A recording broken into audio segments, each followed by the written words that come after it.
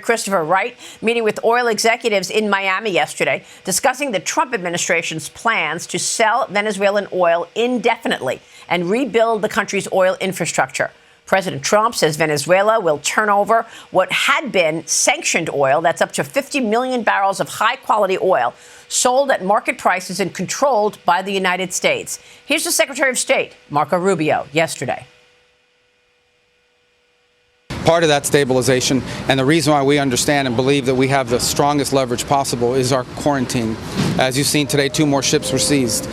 We are in the midst right now and in fact about to execute on a deal to take all the oil. They have oil that is stuck in Venezuela. They can't move it because of our quarantine and because it's sanctioned. We are going to take between 30 and 50 million barrels of oil.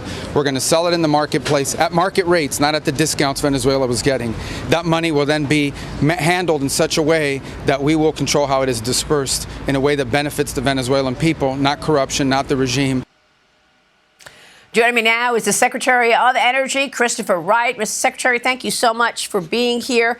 And I know that you've spoken with the oil executives. The president is expected to meet with oil executives about Venezuela tomorrow. Can you walk us through the plan here? A lot of people are scratching their heads saying, how is it possible that the U.S. can go into Venezuela and take over the oil infrastructure and say that we're going to be there, quote unquote, indefinitely? Tell us about the plans. Yes, Maria, thank you. Yeah, this is a perfect example of President Trump just looking around and saying what we've done for the last 25 years hasn't worked.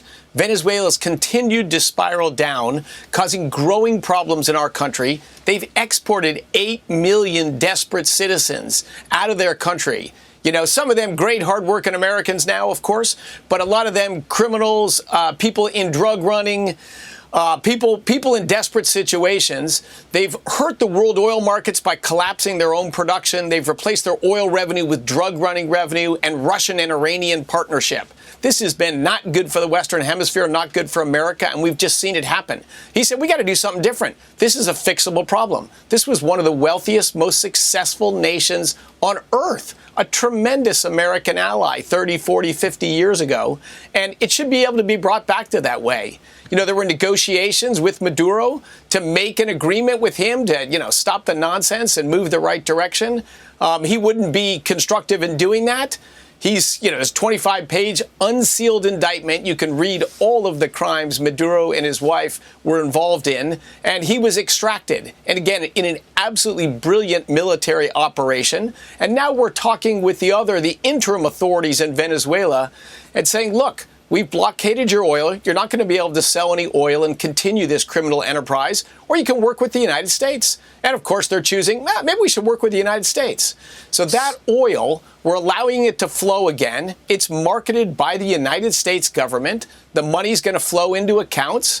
Of course, they'll get greater oil revenue than they were getting before. And then that money will be funded back to Venezuela. And now we've got nice aligned incentives. Let's end the criminality, end the displacement, end the destructive behavior towards American citizens, and try to get Venezuela going in the right direction again. This would be a huge win for the Western Hemisphere, a huge win for America and Americans, and of course a giant win for Venezuelans. What's not to like? How much is this contingent on him actually being charged? I know he was indicted, but he's going to go to trial, right? Oh, he will go to trial. He will go to trial. But look, he has been not just like looking the other way. He has been actively involved in drug running for over a decade. Smuggling arms, working with our adversaries. The record against Maduro is quite extensive. President Biden had a $15 million bounty on his head. That's incredible. And I know that having more oil on the market is also, meeting the president's goal of getting oil prices down. The Wall Street Journal reporting that the president thinks that he can get oil down to $50 a barrel through some of these actions, right? Is that the goal here, to get prices down as well? Yes, of course. I mean, since President Trump has been elected, oil prices are down more than 20%. That lowers the price of gasoline, diesel, jet fuel, travel, and all the other goods. Everything depends on oil. Everything. You push the price of oil down, you push prices down. President Trump has done that domestically, made it easier to produce oil in the United States. That's fantastic. He sent the message to our allies in the Middle East, around the world, that we want a better energized world, as opposed to chasing some climate change demon and doing everything to stand in the way of energy production, which just made everything more expensive around the world. And by the way, did nothing about global greenhouse gas emissions. So President Trump is just bringing common sense and sobriety back. Venezuela, they were a massive oil producer 30, 40, and 50 years ago. A lot of the refineries built in the United States were specifically tailored to refine Venezuelan crude because we thought that would be an ever-growing share of the oil that came to our country. Things didn't work out that way. Americans are ingenious. They're making do with the crude slate they've got. But is there interest to buy Venezuelan crude at American refineries? Absolutely. But there's interest in Europe and Asia and all around the world. A better energized world is a wealthier world and a more peaceful world. That's President Trump's agenda in a nutshell. Yeah, and I'm glad that you mentioned the interest in terms of buying this oil. I want to get your take on how that's being done, but you mentioned something really important in terms of our relations with Venezuela back in the day. Ted Cruz, the senator from Texas, made a point the other night on Jesse Waters as well. Here's what he said. Watch this. Well, Venezuela has massive natural resources. As you mentioned, it has the largest proven oil reserves in the world. It also has the largest reserves of gold in the world. Do you know where Venezuela ranked in the world in terms of GDP per capita in the year 1950? You got me. Number 4. Wow. Number 4. In 1950, you had the United States, you had Switzerland, you had New Zealand, and Venezuela was number 4. And what happened is first Hugo Chavez and then Nicolas Maduro, both communists, came in, utterly destroyed the economy, took what was a rich, prosperous country and drove the economy into the gutter. Communism is a disaster. Venezuela has had more than 8 million people flee its country because the communists have wreaked such damage. I am hopeful it will, in short order, lead to free and fair elections in Venezuela where they can democratically elect a leader and have a free market capitalist systems where they can develop those resources, I hope in close cooperation with the United States. I thought that was compelling, Secretary, the fact that Venezuela at one point was the 4th largest GDP. Pretty incredible where things have gone as a result of Hugo Chavez and Nicolas Maduro and socialism. Did you get a sense from these oil companies on how long this would take? I know that Chevron right now is the only American oil company in Venezuela. So how long will this transition take to actually explore and dig deep into the resources there? So, look, the interest from American companies and companies around the world, but look, America's the leader in oil and gas technology and has been since the industry started. The interest is just tremendous. I was on CNN yesterday and they're saying no one would want to go back to Venezuela. Oh, my gosh, my phone is blowing up with people saying, hey, I've got interest. How can I do this? But look, first you're going to see existing operations improved. You just bring down some new pumps and compressor stations, just fix some surface equipment. We can grow Venezuelan oil production pretty quickly, say from 800,000 barrels a day to well over 1 million barrels a day. To get the major investments for the large-scale field developments, those are the things that take larger and take the big players, like the Chevrons, the Exxons, the Conocos. But all of them are very interested in what's going on and, frankly, have been very helpful to the U.S. government. Hey, how can we help? Let us review with you what we know about operations in Venezuela, where the fields are, what the problems are, what the issues are. I will tell you, the interim authorities in Venezuela, they're very interested in how they can get their oil industry back going forward again, not only to stabilize and grow production, but to get the corruption out of it, get the criminality out of it. Look, Venezuela was a great place, and that was great for America. Its decline has been a negative for America and American people. Everybody wins if this trajectory can be turned around and gone in the right direction. And think how brilliant President Trump is. A 25-year festering and growing problem for the U.S. and the Western Hemisphere may be solved, maybe directed in a good direction without a single American boot on the ground, except for briefly arresting 2 people indicted by the Drug Enforcement Agency. look, we're on the cusp of something quite exciting here. It's going to be a challenge, Maria. Make no mistake about that. It's incredible that President Trump has one by one looked at every issue that faces this country and is taking care of it. But, Secretary, do you worry that as oil prices come down, the oil companies might pull back? Obviously, they're not making the same money if oil prices are at $50 a barrel versus 80 where they were years ago. I mean, do you worry that this is going to have a real dent in the shale industry, something you know more about than most? Look, the market forces are always at work here. It took very high oil prices to start the shale revolution, 15 years ago, or to move the shale revolution from natural gas to oil. But today, the innovation of American companies has continued to drive down the cost and the time to produce shale oil in the United States. Yeah, everybody told me 9 months ago, boy, oil prices are, below $70 or below $60. That U.S. production is going to drop like a stone. It's still growing. It grew this year. It's going to grow next year. So I think the innovative response of American companies and the unshackling of President Trump saying, yes, if you follow normal environmental reviews, you can build a pipeline, you can get permits. We've got sort of sobriety back at the top. They can pursue development plans. Under the Biden administration, you're not sure if you're going to get a permit. You might drill wells, but you can't connect them to where you need to sell them. That drives up costs. That drives up uncertainty and disincentivizes production. That's a great point. U.S. forces seized 2 more sanctioned oil tankers yesterday. Southern Command forces taking control of the MT Sophia oil tanker in the Caribbean, saying it was conducting illicit activities in international waters, while U.S. European Command forces took hold of the sanctioned Bella 1 tanker in the North Atlantic. Russia was trying to help that vessel slip past American enforcement efforts targeting oil shipments out of Venezuela, Secretary. What can you tell us? Because Secretary of War Pete Hegseth wrote on X, the blockade against all dark fleet vessels illegally transporting Venezuelan oil to finance illicit activities, stealing from the Venezuelan people, only legitimate and lawful energy commerce, as determined by the U.S., will be permitted. Your reaction and response? Exactly. That's the leverage over Venezuela.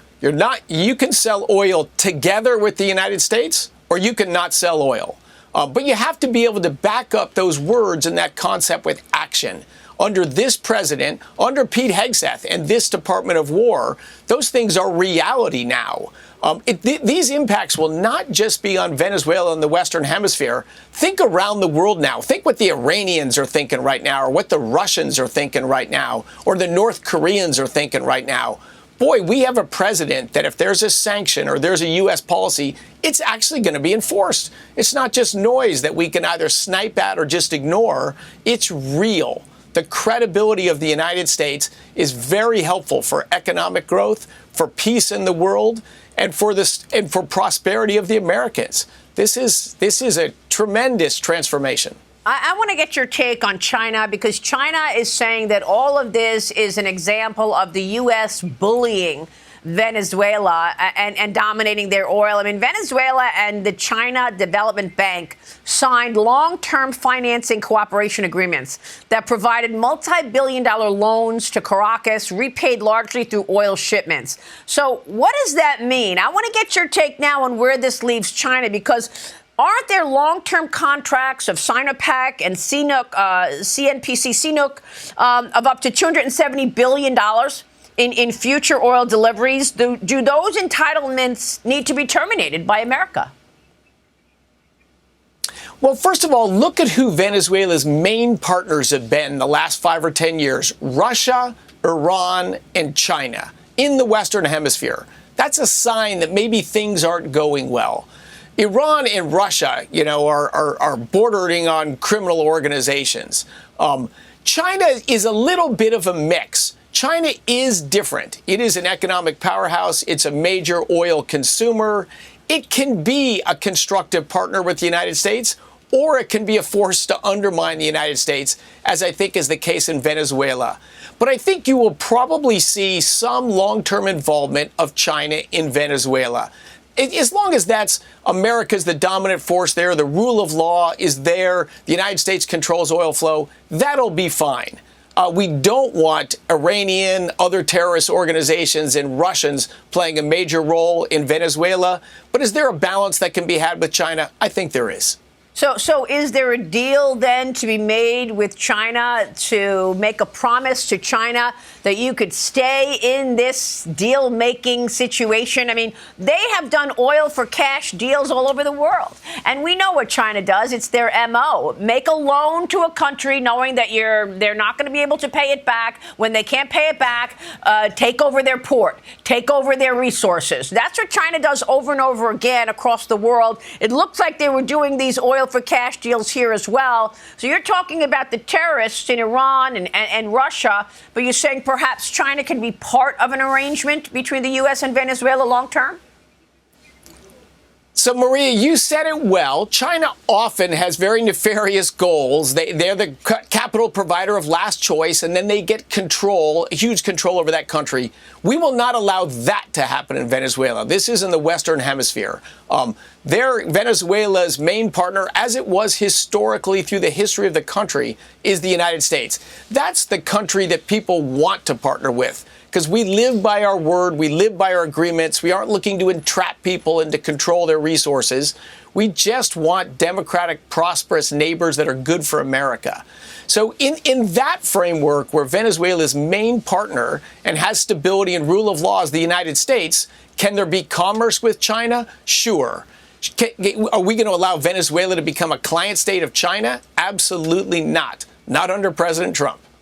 So this is so interesting to me because it underlines the brilliance of President Trump and his deal making. I mean, is this a way to say to China, you want to play games with rare earth metals? You want to start keeping the world hostage to your rare earth metals? Well, now you're going to have to deal with the United States when it comes to Venezuelan oil.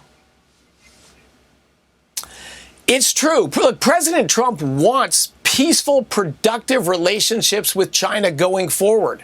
China has gotten off track for sure, and they've been a force to undermine sovereignty of nations and undermine U.S. interests. That we can't tolerate. But the best answer with China is just better behavior. Be an economic player. Don't be an underminer of world order. Don't be a covert takeover agent of multiple countries.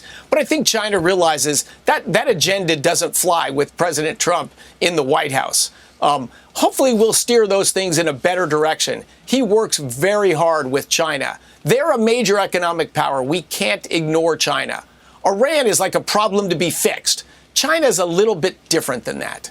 Understood. Now, you've been in touch with all of the oil companies. So far, Chevron, the only American oil company operating or wanting to operate, having the infrastructure in place to operate in Venezuela. How soon are you expecting ExxonMobil and the others to get in there and continue and execute this plan? Oh, since the morning of the operation, where Maduro and his wife were so brilliantly and boldly extracted by the American military, since that morning, I've been talking with the executives of all three of those companies. Immediately, how can we help? What information can we provide? Of course, we'd like to go back to Venezuela. You know, it's United States companies that started their oil and gas industry. Chevron's been there for over 100 years. As Senator Cruz said, when they were the fourth highest per capita nation in the world in 1950, that was on American capital, American ingenuity, developing those resources in partnership with Venezuela.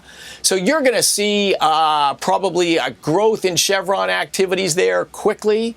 You're going to see Conoco and Exxon and dozens of other American firms immediately looking at, hey, what constructive role can we play? How can we be a little bit of help for existing operations? Maybe we can get to a framework where we'll go in a large way again. But in the meantime, they're not going to sit on their hands.